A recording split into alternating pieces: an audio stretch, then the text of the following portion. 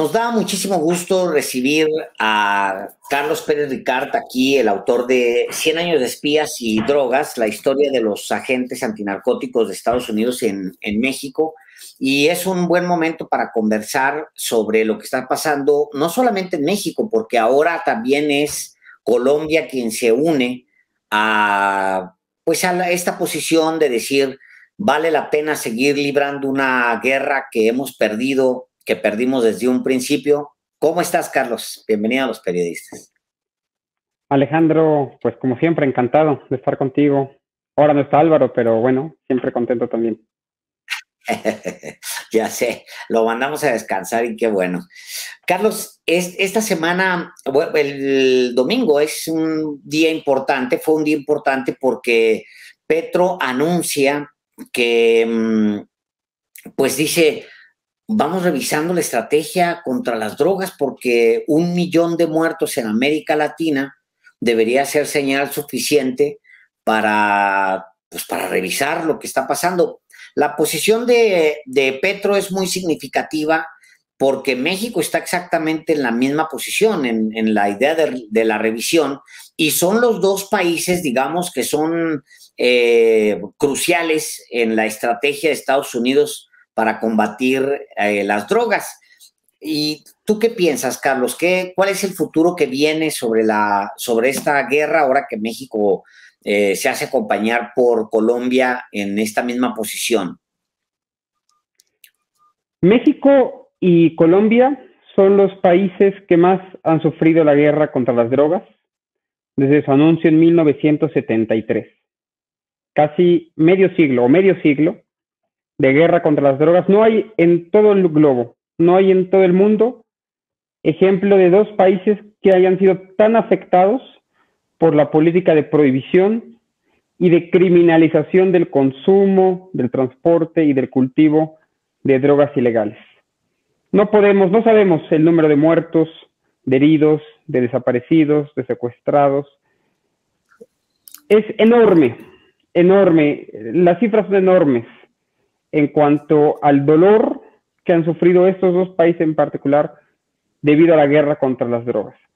Porque la guerra contra las drogas o las víctimas de la guerra contra las drogas en su gran parte no son víctimas del consumo de las sustancias, sino son víctimas de las dinámicas violentas, ¿sí?, que existen por la prohibición y por la criminalización. En el intento de salvar a la gente, entre comillas, en ese intento, además un intento incoherente y completamente inverosímil, se generan dinámicas violentas. Y ahí los colombianos, las colombianas, los mexicanos y los mexicanos son sin duda en todo el globo los más afectados. Y por eso las declaraciones del nuevo presidente de Colombia hay que leerlas con mucho optimismo. Sí, soy escéptico de hacia dónde se puede ir, pero hay que ver con mucho, y se escucha con mucho optimismo el hecho de que un recién mandatario, además el mandatario de moda hoy en América Latina, diga, vamos a decretar el fin de la guerra contra las drogas. El camino, la ruta, el derrotero a seguir es menos claro, pero la posición ahí está,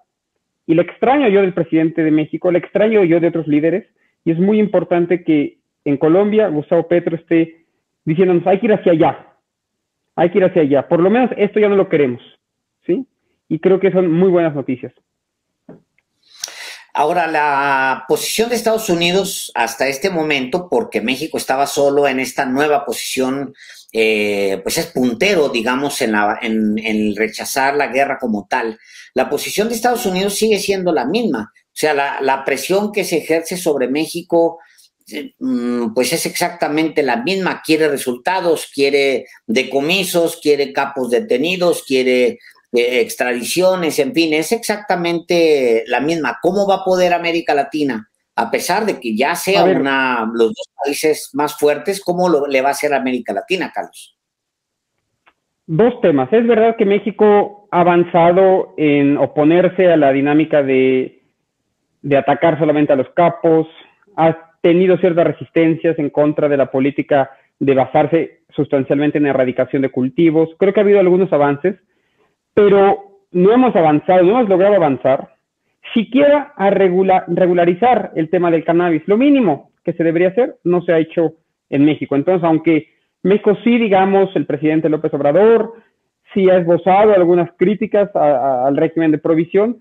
La verdad es que no ha habido muchos avances o tantos como pudiera haber. Eso por un lado. Por otro lado, en cuanto a lo que señalas de Estados Unidos, es muy importante analizar los dos niveles en los que está funcionando el gobierno, por un parte el gobierno federal y luego los gobiernos locales. Es verdad que la política exterior de Estados Unidos es todavía prohibitiva, todavía busca que los países compartan el paradigma de la prohibición, particularmente México y Colombia. Su política exterior es muy agresiva, pero a nivel interno, Alejandro, lo que vemos es que decenas de estados de Estados Unidos, a nivel local, ya han ido avanzando en procesos de legalización y de regulación de otras drogas. No solamente cannabis, sino también hay algunos intentos por explorar cómo podría funcionar un sistema mucho más regulado de algunas drogas químicas e inclusive de la cocaína. Entonces, mientras hacia afuera hay una política, digamos, con la mano derecha muy agresiva hacia América Latina y hacia el mundo, con la mano izquierda, estados como Colorado, Washington, California, están vendiendo marihuana en el mercado. Cualquiera mayor de 18 años lo puede conseguir. Y fíjate tú la paradoja, Alejandro. Mientras ellos consumen cannabis de manera legal, y está muy bien que lo hagan así, en nuestro país nos estamos todavía matando por erradicar cultivos de marihuana. Esa diferencia o esa yuxtaposición a mí me parece francamente no solamente nociva, sino que no la puedo entender. Si avanzamos hacia una política de drogas mucho más amable con el usuario, de prevención, pero también para entender qué está consumiendo la gente que está consumiendo, ¿no? Tendría que ser a nivel global seguramente, pero por lo menos a nivel regional, y tendría que estar en el centro, lo digo así, en el centro de la preocupación de la Cancillería mexicana a discutir este tema a nivel bilateral con los Estados Unidos, en el marco de Iniciativa Bicentenario y en el marco de toda la política de seguridad. Primero que todo tendría que estar, así como ya está el tema de las armas, tendría que estar el tema de la reforma a la política de drogas en México y en Estados Unidos, porque un país solo genera este tipo de asimetrías, como la que vemos nosotros matándonos por cultivar marihuana y ellos consumiendo marihuana muy alegres de la vida. Ya sea el deep state o sea el establishment o sea como se le quiera llamar, pero sí hay un sector muy conservador en el gobierno de Estados Unidos que casi no podemos ubicarlo, Carlos, que es el que apuntala este tipo de políticas públicas, a pesar de que en los estados, como tú lo explicas ahora mismo, e incluso a nivel Casa Blanca, existe una posición más flexible al respecto. ¿Cómo podemos identificar el núcleo al que se debe de dirigir México? ¿Cuál es ese núcleo? ¿Dónde está? ¿Quién lo conforma? Que es el que es realmente el núcleo duro. ¿Es en la Suprema Corte? ¿Es en la DEA? ¿Es en el Departamento de Estado? ¿En dónde? Haces una pregunta que me encanta, porque me permite señalar el hecho de que los Estados Unidos, como país, pues no es un país monolítico, es decir, no hay solamente una institución encargada de cosas, sino hay decenas de tomadores de decisiones, de instituciones que juegan un papel, son variables, son un factor, pero no son el factor último. Y creo que en este país, en México, no hemos entendido el funcionamiento del sistema político estadounidense y logrado revisar cada uno de esos factores y el papel que juegan. Alguien me decía, el profesor Carlos Heredia, me decía que el único lugar en América Latina en el que se estudia sistemáticamente la toma de decisiones del gobierno de Estados Unidos y se identifican estos actores e instituciones es en La Habana, Cuba. Solamente en La Habana, Cuba, en los últimos 50 años se revisa perfectamente bien el funcionamiento del sistema político de ese país. Y en México hemos renunciado a entender eso. Pensamos que es la Casa Blanca y ya, o que son los gobernadores y ya, o que es Trump, o que es Biden, o que es el departamento. Hemos renunciado. Aquí no quiero hacer promoción, pero un poco sí. El libro que recién publiqué, 100 años de espías y drogas, la historia de los agentes antinarcóticos de Estados Unidos en México, estudia un elemento, ahí lo tiene Alejandro, muchas gracias, uno de los elementos de la política de drogas de Estados Unidos, pero ni por encima, y por supuesto no el único, quizás ni siquiera el más importante, pero uno de ellos. Lo que necesitaríamos es quizás 20, 30, 50 trabajos parecidos y a partir de ello hacer un balance de, a ver, ¿qué institución es el enclave del autoritarismo? ¿Cuál es el deep state? ¿En dónde está el deep state? ¿Y en dónde hay aliados? Porque en Estados Unidos a nivel federal y a nivel local vamos a poder encontrar aliados que impulsen una reforma amplia de la política de drogas en América Latina. Estoy seguro de ello. Ahora, mientras tanto, se nos va el tiempo y eso, el tiempo en este caso significa más muertos. O sea, ya llevamos 4 años de la nueva política, digamos, del presidente del presidente de México con respecto a las drogas, y al mismo tiempo se le va a ir muy rápido. Date cuenta que Petro va a estar nada más 4 años. O sea, 4 años, si 6 años son pocos, si 8 años que, pues, con la reelección en Estados Unidos es posible avanzar en algunas políticas públicas, 4 años para Colombia es nada. Sobre todo un estado que le ha permitido al gobierno de Estados Unidos establecer hasta bases militares adentro de su territorio. O sea, ¿tú tienes alguna esperanza mínima de que ya con México y con Colombia unidos y además en sintonía, porque son 2 gobiernos de izquierda, se pueda presionar al gobierno de Estados Unidos o a alcanzar a llegar a una parte del Deep State y decirles, pues no queremos seguir poniendo los muertos? ¿Tú tienes esa esperanza, Carlos, de que se pueda lograr? Yo creo que va a ser fascinante ver lo que sucede en Colombia. Todos los ojos de los que nos consideramos personas de izquierda o progresistas tenemos que estar mirando a Colombia y revisar el caso colombiano, no solamente en cuanto a lo que tiene que ver con política de drogas, también a política fiscal, política monetaria. Hay muy buenas ideas, hay muy buenas políticas, y yo creo que 4 años es un periodo corto, pero un buen periodo para intentar comenzar a hacer los cambios. Una de las cosas que me di cuenta también en el libro, que se llama justamente 100 años de espías y drogas, lo que hace es revisar 100 años de malas políticas públicas, 100 años de tomar malas decisiones, 100 años de no revisar hacia el pasado. Seguramente los 4 años que le quedarán al presidente Petro serán pocos, digamos, para hacer grandes cambios, pero sin duda alguna puede sentar las bases para una política mucho más profunda, transeccional en el caso de ellos de solamente 4 años, y que sea una política de Estado, no una política de gobierno. Y yo creo que eso solo se alcanza creando consensos en el poder legislativo, en el poder judicial, con sociedad civil, con academia, con periodistas, para que una vez que se vaya el presidente Petro, por lo menos esta idea quede impregnada, no solamente en Colombia, sino insisto, en un bloque hegemónico en América Latina que vaya hacia esa dirección. Mucho me temo que el gobierno del presidente López Obrador no está a bordo, no está con esta idea, y que suele ser bastante conservador cuando se habla de drogas.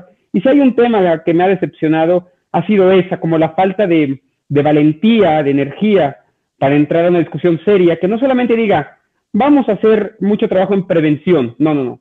Vamos a entrarle de lleno a la política de reforma de drogas, que tiene que ver con procesos de regulación y de legalización, y procesos también de lo que llamamos en la academia harm reduction, que es reducir el daño que hacen las drogas, aceptando que existe el consumo, reducir el daño que hacen esas drogas.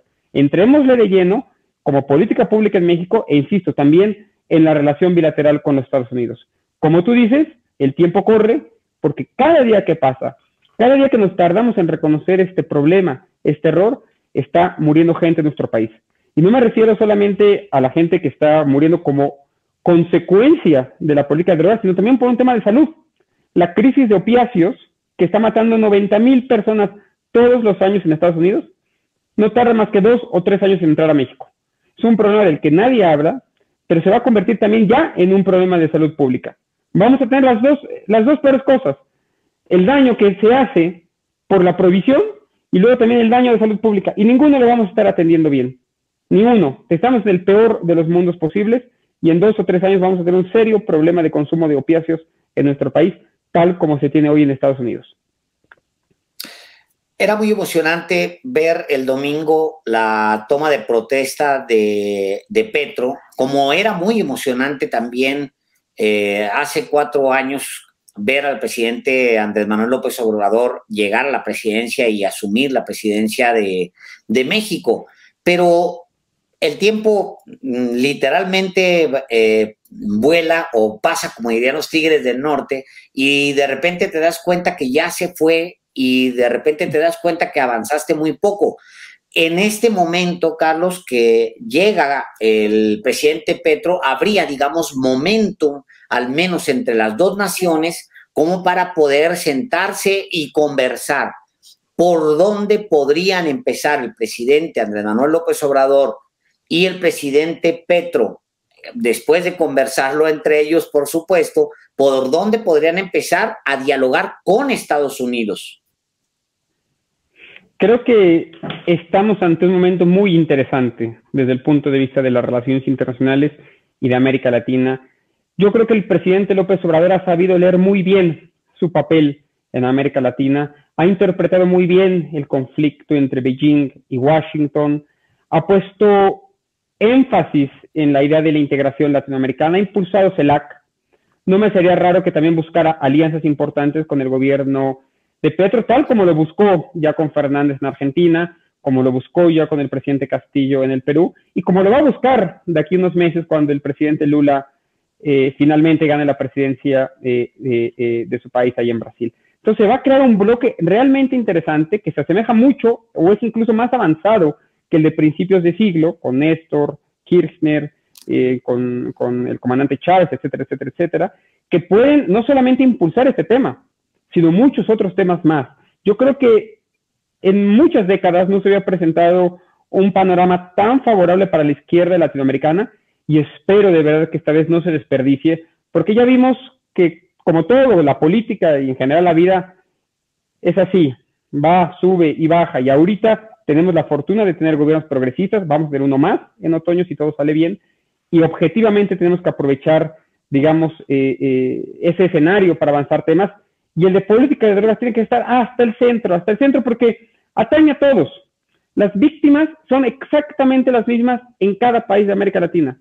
Pobres, urbanos, entre 18 y 24 años, abandonados por el Estado, desaparecidos socialmente por el Estado, y ahí están, y es un problema común en América Latina que se tiene que resolver también entre latinoamericanos mirando de frente a los Estados Unidos.